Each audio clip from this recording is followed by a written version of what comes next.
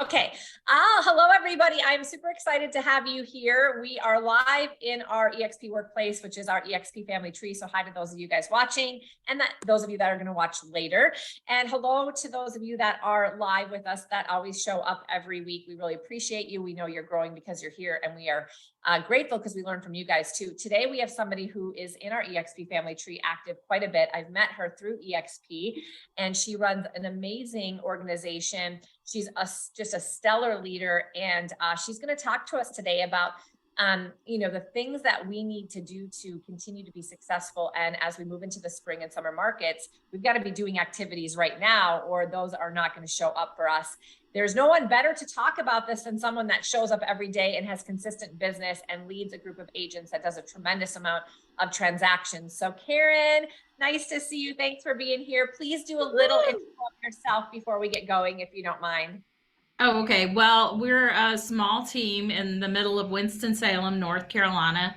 We handle kind of a large range of maybe 10, 12 different counties around Winston-Salem.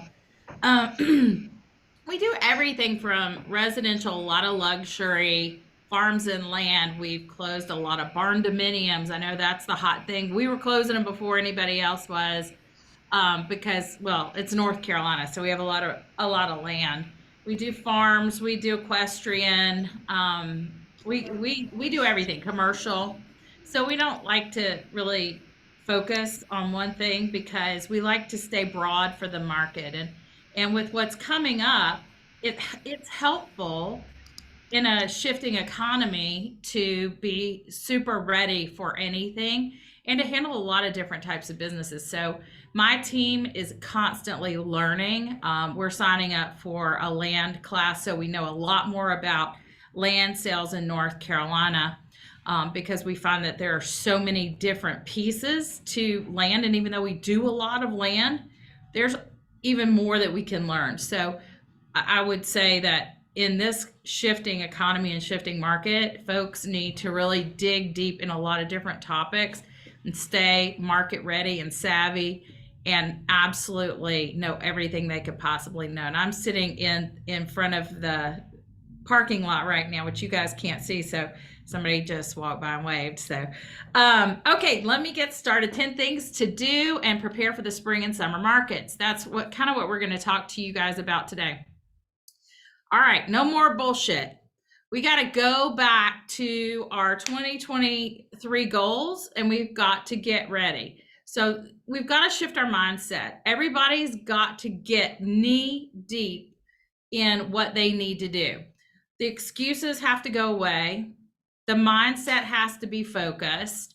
The getting up early, staying up late, putting all the effort back in. A lot of people have, been at home the past 2 or 3 years, and they have locked down, or they've created these amazing oasis offices, but they're not out in the general pop. And we've got to be out in the public, and we've got to be ready to hit our goals. And the spring market is here. So the spring market is here, and folks are ready to go. And it's going to be a shifted market in that the conversations are completely different than they were in 2020, 2021, and 2022, even 2019. So we're now telling sellers that we're more like pricing in the 2019 zone and not in the 2022 zone, because prices here have fallen and market inventory has increased. Prices have come down a bit, and I don't know what's going on in the rest of the markets. Kind of the similar, or yeah. And that's what we're hearing. I even heard from a friend of mine in the Charlotte market yesterday, and she said she talked to 4 or 5 distressed home sellers in the Charlotte market. So it's kind of happening everywhere. And if you look on your LinkedIn pages, you'll notice that a lot of people are experiencing layoffs and changes in their employment right now. So be aware of that. And I think LinkedIn, frankly, is one of the most underutilized areas. Okay, market shift, return to your goals. Why are you doing this? How are you going to get things done? I go back to who, what, when, where, why, how. That's what we need to get back to. Have you implemented your 2023 systems and processes? Have you organized yourself? Number 2, have you gotten organized? Have you cleaned your desk, updated your systems, everybody knows that in their systems and their processes, we will have pieces of those that constantly need to be updated. We use a lot of paper in my office. I know that's not very PC, but we do. I'm a paper person. I have paper everywhere right now, just so that if I need a thought process, I can reach it. But cleaning things out, getting your car ready, having snacks in the car in case you have a long day of showings, having systems set up if you have kids that somebody can pick up your kids, you have backup plans. You are constantly in the mode of having things in place when you need them so that you can walk out the door and go to a listing appointment. The one thing you don't want to do in this market is wait. If somebody calls me and says, I'd like to list my house, when can you come out and meet with me? I say, I'll be there in 20 minutes. I grab a package of information and I go because I want to get them signed on and signed up right then and there. I don't want somebody else like me, because if you let them linger, I'm going to come in and I'm going to go get that listing and you won't even have a chance to think about it because I'm going to go get it. And so everybody needs to be so organized with their processes and their systems that they can, at a moment's notice, run out and go take care of business. Is everybody ready for that? I know we're trying to be. We're constantly in update mode. Put away the old files. So don't forget to get rid of the 2022 files. So we keep files for 3 years and we have a shred date on them. So all of our boxes and files, we keep things on Dropbox. We keep them in our system, and then we keep a paper file. And so we have a shred date on everything. So, and in fact, today our back office is being cleaned by a professional organizer. So she spent the day buying things to organize us in the back. So the back office is being organized. And I just bought new rugs and updating the front office. So we're updating ourselves a little bit. Okay. And number 3, call, text, email, long-term nurtures. Folks, if we don't have clients, we have nothing, right? If we are not lead generating constantly, we have nothing. We don't have a business. We don't have a need for systems or processes. If we don't have clients, we have nothing. So it starts with and finishes with making sure we're constantly in check, in touch, loving on our friends, our database, contacts, everybody. And so many people have put off buying and selling over the past 3 years that they're logging back in. They're like, oh, prices are coming down. There's more signs. There's more new construction. So go back through that and how you get organized. Make sure their paperwork, make sure you have agency paperwork on them. Make sure they have an updated lender letter, know what they can afford now versus then, because things may have changed for the better, for the worse. So get them updated as well. Number 4, check in with your database. Your database is everything. And we use Commissions Inc. and we use KV Core. We've been with Commissions Inc. so long that we're trying to shift over, but it's a harder process when you have a large database.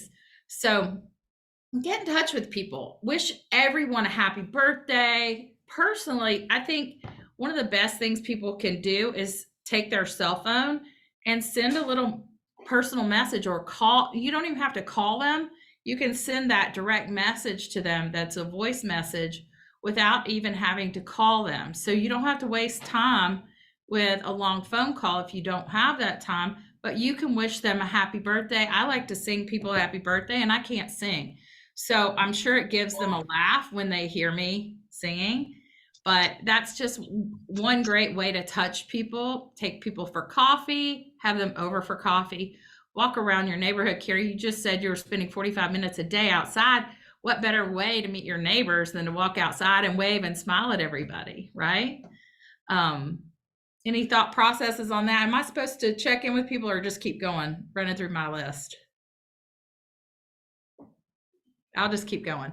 Sorry, I'm trying to unmute. Yes, either way, anybody, we're very casual here, so don't forget, you guys, just unmute yourself and ask a question. Karin won't mind if you just say, hey, I have an idea on that, or I have a question, or this is what I do, or chat in the chat box and we'll watch it. Otherwise, Karin, keep going and then we'll reconvene after and chat. Okay, perfect. Oh, I see some questions. Minnesota, low inventory, luxuries 4 months. Okay, yeah, luxury is going to be a good deal, Candace. I think luxury, if folks that sold already and are renting and they held off on buying that luxury property, man, they're going to win all day long. Okay, number 5, meet with your preferred lender. Get the scoop, get the skinny, know what's going on, know what the rates look like, kind of on the lower credit scores, the high credit scores, know what the rate buy downs look like, but don't ever quote a rate or anything like that to a client, because that's really the job of the lender. We never get involved with that. We send them immediately to 2 or 3 lenders. Hopefully it's one that works with you a lot and they'll take good care of your client. But you always want your client to have the very best rate. So you want to make sure they are going in and double checking rates with different lenders so that they get the very best. But the lender should be good at explaining this. So you should know the basics of what to say to a client when you're meeting with people so that you're ready to go. All right. Let's see. Check MLS. Number 6, know your market. Be the expert. Every single day, every single morning, the new things pop up, and it could be in the afternoon that things pop up. Be the expert. If you don't know everything that's going on in your market, someone else will. And so the conversation should be so natural that if you're out to lunch and you're standing waiting to order your chicken salad sandwich and somebody says, oh, how's the market? Well, it's pretty interesting. It's such an interesting market. What are you thinking? Are you looking to buy or sell? Well, we're just, thinking. That always happens. It happens every single day. And if you know what the facts are, you can answer those questions really well for this prospective client. So when you're knee deep in the market, when you're driving the neighborhoods, you know what's going on with new construction, when you are checking rates, what's active, what's pending, what's popular. So what's pending is what's popular, what's closed. Those are the comps. And then what's withdrawn or expired.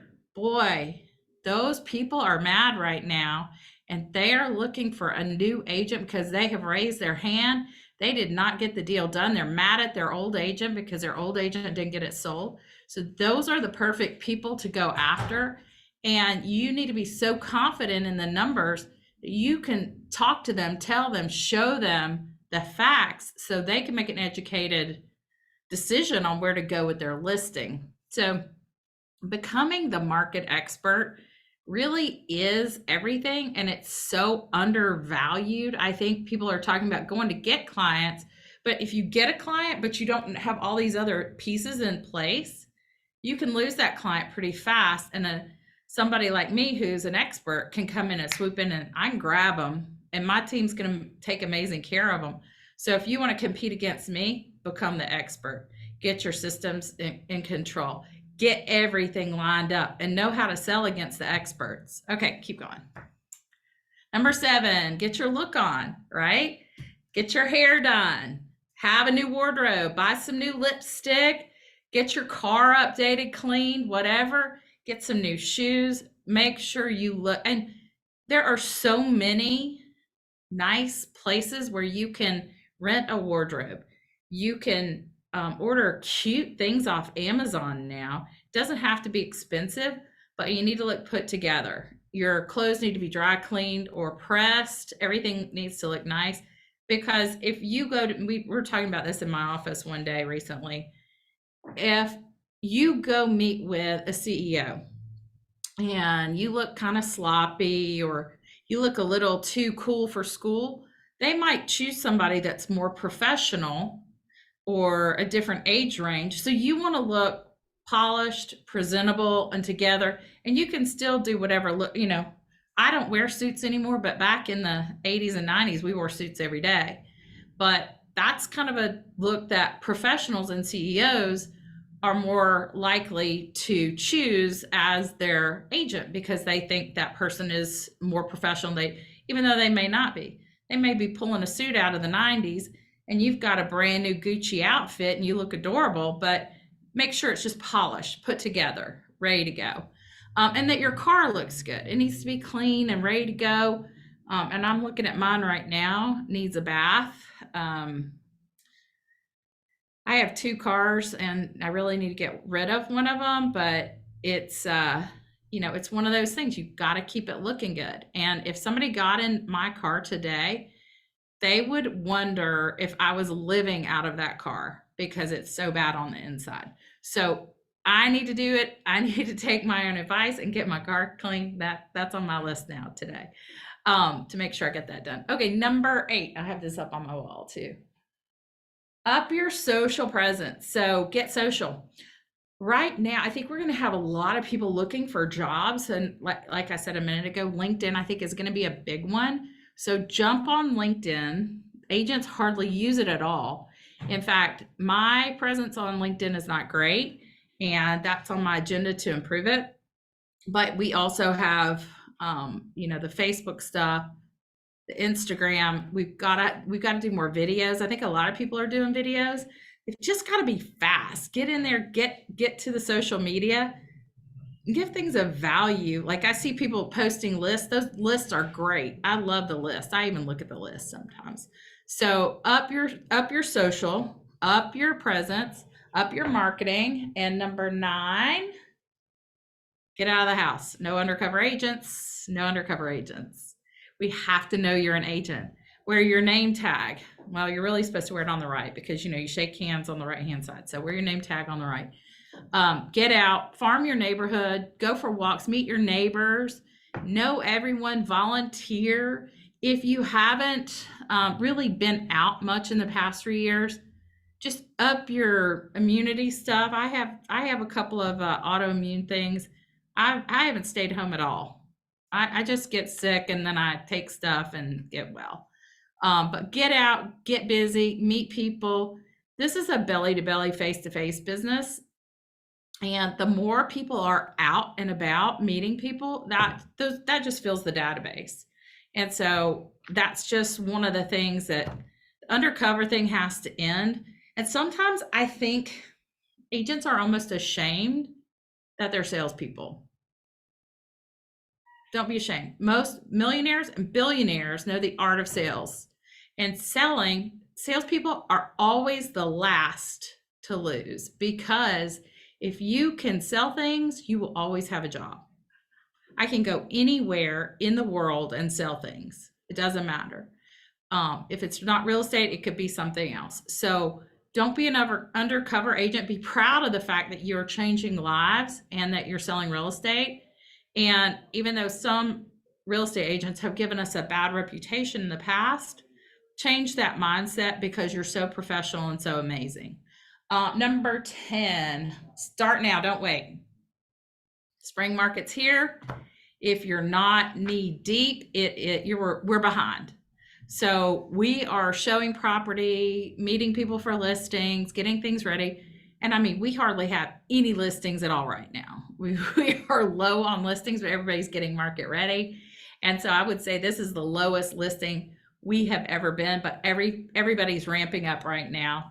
Don't forget to ask for the business, constantly ask for the business, constantly talk to people, but don't make that the only reason you're reaching out. Always reach out, always care about people. If you care about them, they will always care about your business and they will use you and come back to you. So let's see if I've missed anything. Attend events, do tons of trainings. We don't just have to do trainings in real estate, folks. We can do trainings in taxes and other types of real estate or training. I'm going to go take a flight class. I want to learn how to fly airplanes. I want to learn how to do a distillery. Like I have some interesting things that don't include real estate. And it's good for us to be outside of the real estate circle and not always with realtors. A lot of times people are just with that's your competition in a way. So you want to be out with other people not just realtors. You can recruit realtors, but you want to go out and meet clients and new people and constantly be adding to your database. So that concludes my, 20-minute get it done. There's my contact. Thank you, Alexa, for my contact information if anybody needs me, North Carolina. So, any questions? Oh, I can't hear you.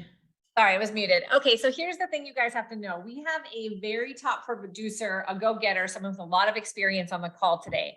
What I want to do is I want you guys to not be shy and say, okay, I just heard something that you said that you guys do. Here's the different ways you're getting out there. Here's the mindset of productivity.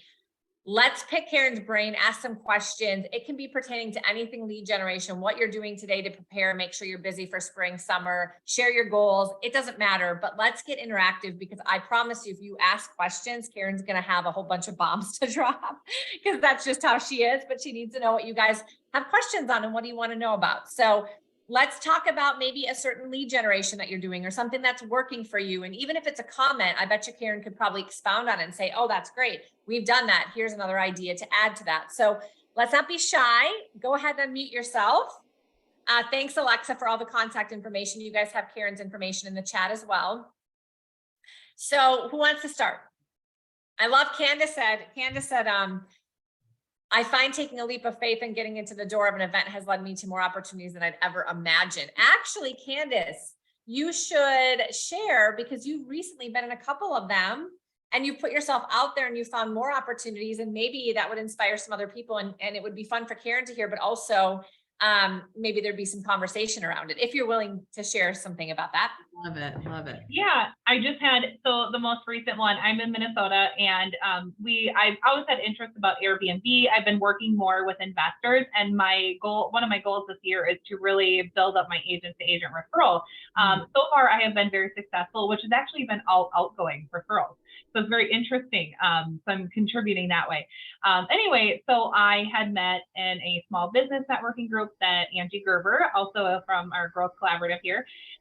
So I met with her. She invited me to an Airbnb event that I attended last night. So it was a realtor in St. Paul who took a quadplex basically and turned it into 3 different Airbnbs, lives out of one part of it. So it was like his journey, and you could see the Airbnb. There was a preferred lender that was there. That was my purpose of going, to kind of meet these people. But I also met a lot of people that are only interested and are scared to get outside of Minnesota. So I kind of didn't even think about Minnesota. I said, well, have you thought about maybe Florida or this place or that place? I know, we have partners in Branson, Missouri, the Worley group, so there's a lot of partners that we have. And so people are just like really afraid to get out of Minnesota because they physically couldn't be there to handle a problem. But I ended up having a lot of really great conversations. They had 50 people attend this. It was like crazy. And he talked about his story about how he used to illegally do it when he was living in an apartment and he was on a lease, and how he kind of started co-hosting. So he gets paid 30 to 50% just being the host. So he goes to his clients, and there's a term for it, but so anyway, my point of that is that there's all of this opportunity, and you just would never know if you don't get in the door. Because, I was like, I don't know anybody. I'm going by myself. It's 45 minutes from my house, but I did it. And I met over 20 people that I have contact information now and have built up this outside of Minnesota potential. So I didn't kind of step on anyone's toes. That was a realtor with locals. It was awesome. Candace, do you have Airbnbs now? No. Okay. No. I've been in real estate for like 2.5 years and nobody knows. So I just have investor clients, and I have clients in general that have aspirations to do this. And I would at one point too. Well, it's interesting that you brought up Airbnb because yesterday an agent in my market, and she's kind of going into retirement mode, texted me and said, I have a friend who's coming here to Winston-Salem. Her son is going to play tennis at Wake Forest, and they need a property downtown. They want to Airbnb it. I said, I have the perfect agent who has done every bit of research. We sell a lot of Airbnb. We sell a lot of investors. She is doing her own Airbnb right now. And so I was able to connect this agent and the retiring agent with my agent so that they could talk Airbnb, and she could talk very fluidly about what it requires to do an Airbnb and what the different resources, because some of the places that this woman wanted to look, they won't allow Airbnb. So we have to look in different areas, and they don't allow short-term rentals at all. Yep. The other thing I thought was interesting, this past month, I listened to, I'm sure everybody knows Robert Kiyosaki, but he did a thing on Airbnb versus, and he said, you've got to make sure that if you're going to buy an Airbnb, that you can long-term rental it in the coming market, because Airbnb, not sales, but occupancy or whatever, is down, because as people lose jobs, they'll travel less. So make sure that also the Airbnb can be turned into a long-term rental. So that was not something I fully knew, but I thought it was a good piece of advice. So thank you for that great thing on Airbnbs. And I love that you went to an event 45 minutes away. That's critical. Yeah. Yeah. And it And was that's just, awesome. it was more about building that relationship with the investor, because when I met that investor, she told me she already had a realtor and had a team. And I just knew there was something about her and our energy that I knew we were going to work together. So I still asked her to meet for coffee, and we still met for coffee. And she still told me she wanted to work with me. And so now she's looking to use me as her outside of Minnesota referral. So she's looking in Ocala, Florida. So we're looking for a property there, somebody that can help there. And she's also interested in other markets.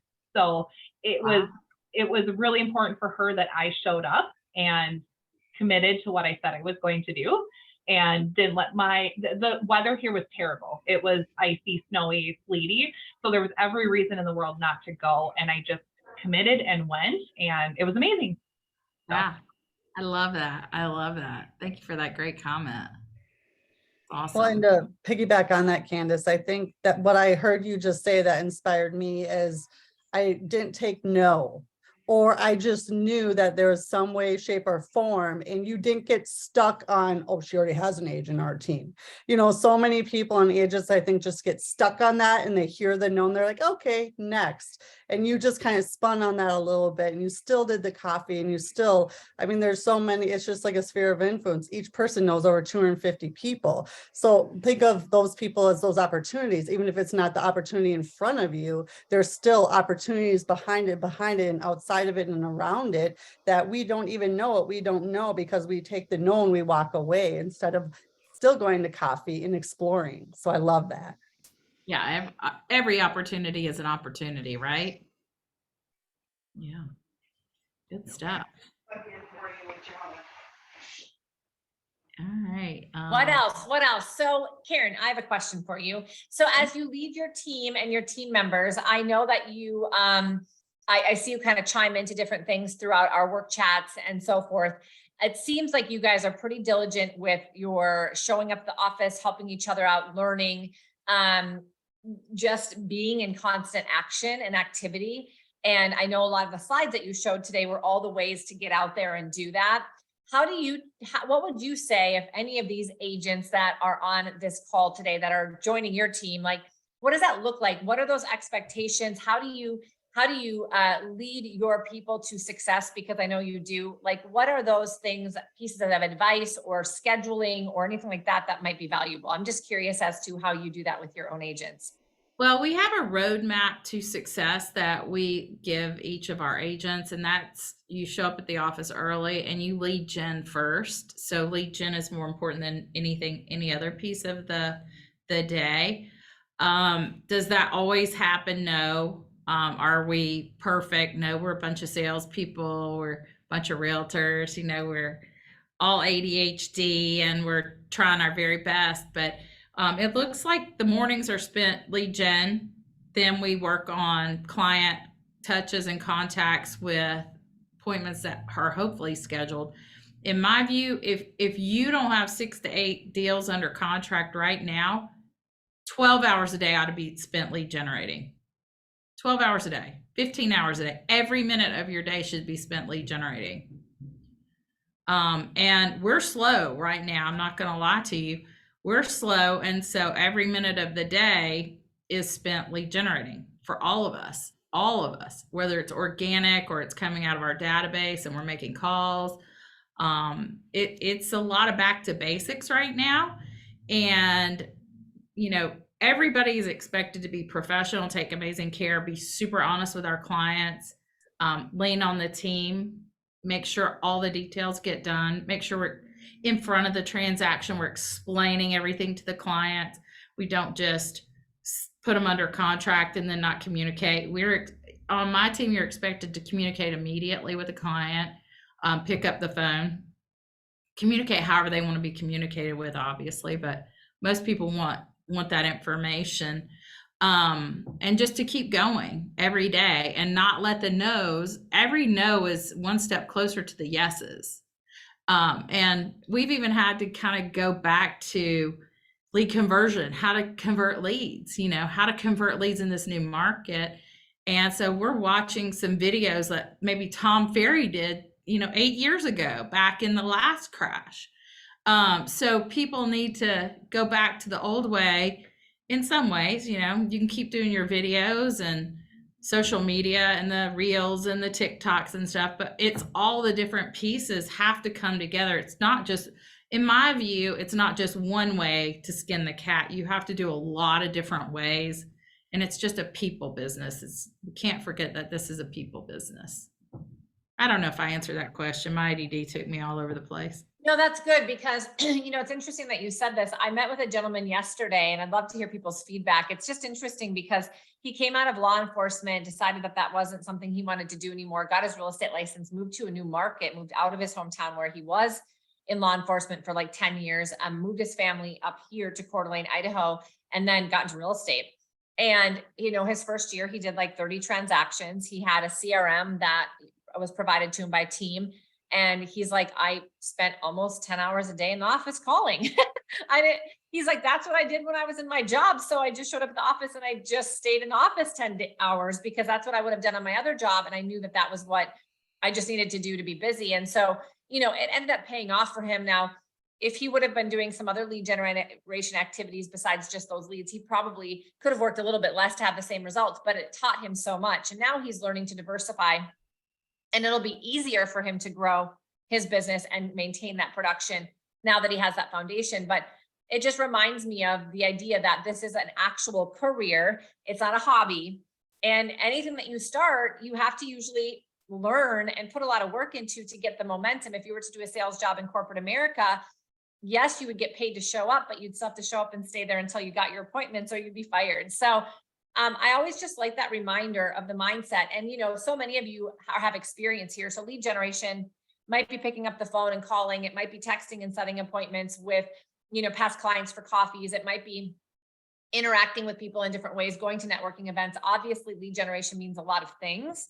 And so if you break it up and you change it up a little bit throughout the week, it makes it more interesting, more fun. And if it's coming from a place of relationship building and having good conversations, obviously, that makes it a lot easier too. I don't know if you have any other tips that you've helped agents with when it comes to just embracing lead generation or the way that they think about lead generation, Karin. I'd be interested to know if you have any, tips on that. Well, there are good days and bad days when you're lead generating, right? So the good days are people are picking up the phone. They're excited to talk to you. You're meeting people at the grocery store or at a luncheon or at your kid's school or at a soccer game or at church or wherever. Those are the good days. And those are the days that are the gravy. The rest of the days are the days we get paid for. And so my husband always says the hard days, the hard stuff is what we get paid to do. And so if you own a business, you're a business owner 100 hours a week or 7 days a week, 24 hours a day.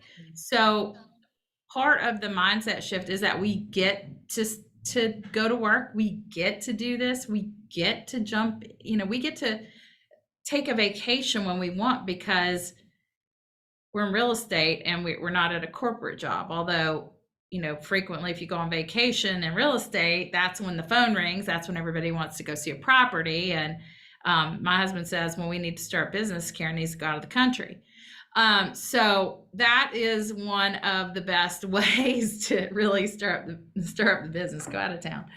But definitely, it just has to be the mindset that we're in sales. And if we don't sell something, we don't get paid. And I don't have a better way to put it, except that we just try to have a lot of fun every day in this office and in our business, so that the hard things, I mean, Amanda got hung up on today and somebody said they didn't like her voice. And she was like, that's the funniest thing I've heard. And we were like, well, she's got this Texas accent. What don't you like about a Texas accent, right? So it's those little things that we just laugh about and we keep moving and keep going. And she's out showing property right now, but she also has a sick child at home. So she can, you know, 13-year-old. So she can go home and check on our daughter and not take a day off of a corporate job. And so the benefits outweigh the pain if people will look at it that way and take trainings on, you know, it's getting back to the basics and getting back to trainings. Train on what you hate. If you hate making calls, train on it and do it and do it and do it and do it and do it and do it and do it. Keep going and don't stop. There's just no better way to say it. It's just eat the frog, right? Yeah. Do the hard stuff first. Yeah. Yep. That's right. Who else has a comment about it? What else do you guys want to ask? Anything about luxury or listings? I mean, Karin does it all and they go out there and find the business. And so if you want to pick her brain on like, what are some of her best strategies? I don't want to take over the whole show here. So if you guys have a question, please unmute and ask. Otherwise I can keep asking questions. We have a couple more minutes. Let me look and see if we have any questions also in our live. Let me look quick for you. Well, I'll just tell you on luxury. Yeah. If you're going to do luxury, and we do luxury, you know, I don't know how many million in our area, 700,000 constitutes luxury. So our average price point for a house is about 500,000 here in Winston-Salem. If you average everything, it's more like 400,000. But 700 constitutes luxury. And we just make sure that it's the same process for every single listing. But with luxury, we do more video and we do more drone and we do more touches and we advertise it on Google and we advertise it on Facebook. And we have this other program called, we advertise it on another program. So we do separate advertising for luxury. And if you're going to go after luxury, you need to know how to explain your marketing, and you need to do more than just put a sign in the ground and put it in the MLS. So you have to have an actual plan and tell them, I mean, you could do cool things. You know, we send our agents out to do videos and TikToks at our luxury listings. And if we host an open house at a luxury listing, it's at least 2 agents will be there. So take a friend, because you can't watch the whole listing if it's a large house. So just different little things with luxury. With commercial, I only list commercial because I don't like looking at contracts for the buy side. So I technically won't do that, and I won't do any leases.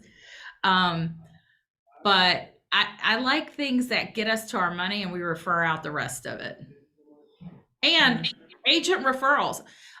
This is one thing that we don't talk about very often, but why, if you really want agent referrals, workplace, work chat, every referral thing on Facebook, so-and-so referrals, this referrals, that referrals are everywhere. But you have to know other agents, so they'll tag you in them, or you have to be watching them constantly. So agent referrals are a huge piece of our business. And agent to agent referrals it's like you pay them 25, 30%. And you know, you don't have to spend that time lead generating or lead converting. So don't underlook that. It's on Facebook, it's on Instagram, it's on Workplace. Get in there, get going. I'll also add to that. Yes, I was going to say, Candace. I would say too, don't forget about your social platforms too. because I find I'm more on TikTok than I am YouTube, and I'm not on YouTube at all, but those are sources that I'm finding where other agents want to connect with me. And I'm very intentional about the type of material that I put on there. So it's not usually like buyer, seller, educational, it's more agent to agent. So like I'm the expert. So I'm going out and showing my area, talking about different things that I do in this, you know, so I'm kind of the expert. So the other agents see that. So I've been more intentional about the content that I'm using, but I think we forget about those platforms and making sure to comment back so the algorithm works and then you get more viewers. I'm going to follow you, Candace. Please, thank you. I'll follow you too. So speaking of, that's fantastic. Yes, you guys need to be involved in our platforms, even here with an EXP more. The more you're active in it. We actually had somebody in a part of the country where they didn't have a lot of EXP agents yet, and also just people that were engaging. They decided to engage in all the referral groups at a high level. And I think the first year that they joined, they were doing like 12 transactions. They did like 30 transactions, and the majority of them were for referrals from other EXP agents, just because they became purposeful and focused on it and created a system around it. Yeah. The other thing, Karin, I want to talk to you really quickly because you said something earlier, and I think this is a great place for this because we need to know how to spread the word. So how are you guys spreading the word to your databases, to your past clients, to your sphere, to your leads about the market? Who is going to win in this upcoming market? You said something about those luxury buyers or the buyers that are moving up. Like, yeah, there is obviously a win, I think, for a lot of different clients, depending upon their goals and where they're moving to. But do you have some things that you just overarchingly believe about the market to come and who's going to be able to take advantage of it so that we can go out there and share that to those people in our socials when we're communicating with them, when we're meeting with them? So I believe we'll see a lot more short sales and foreclosures. So I hear a lot of people say that this is not the same as 2008, 2009. And I kind of roll my eyes and disagree with them, but I don't really actually roll my eyes, but I think you can't shut down an economy for a year, 2 years and not have repercussions from that. So I think a lot of companies with the inflationary rate just skyrocketing, interest rates going up, I think a lot of people are in pain.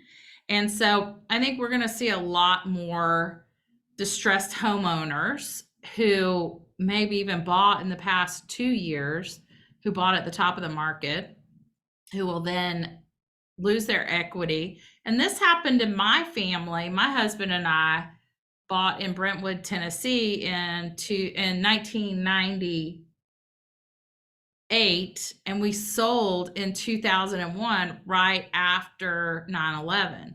So we got crushed. We lost our equity, most of our equity in our property, and we put 20% down. And that was right outside of the Nashville market. You know, I wish I still had that house today. But so I think it's going to be a lot of distressed folks. So I think that's why we see a lot of investors holding off. So those investors will be able to grab things. They won't be able to grab the foreclosures immediately. Foreclosures generally, I think, are 10 days before an investor can go in and pick it up. But we will have more of those for our buyers who've been holding off, they couldn't afford. So I think we're going to see prices correct, and interest rates, I think, will go up and eventually come back down. But I don't know that it's going to be this spring that we will see those. People that are selling at $400,000 or $500,000, let's use 500, and they take a 10% pay cut in their price. So their house, they paid 500. It's now worth 450, but they want to move up, and they're looking at $1 million house. $1 million house then goes to 900 or maybe even 850. So the luxury market will take a bigger bump than this executive home or first time home buyer level price house. So the move up clients are going to be in a great position.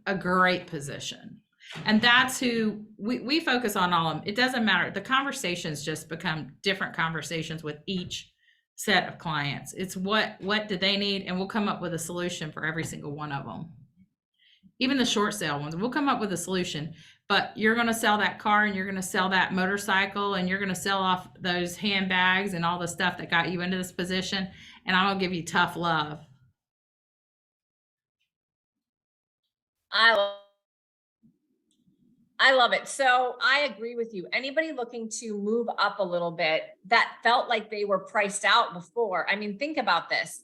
Even the luxury market to some degree went crazy.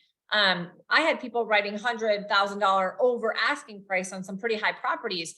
So people couldn't sell their home because they were like, well, where am I going to go? Right?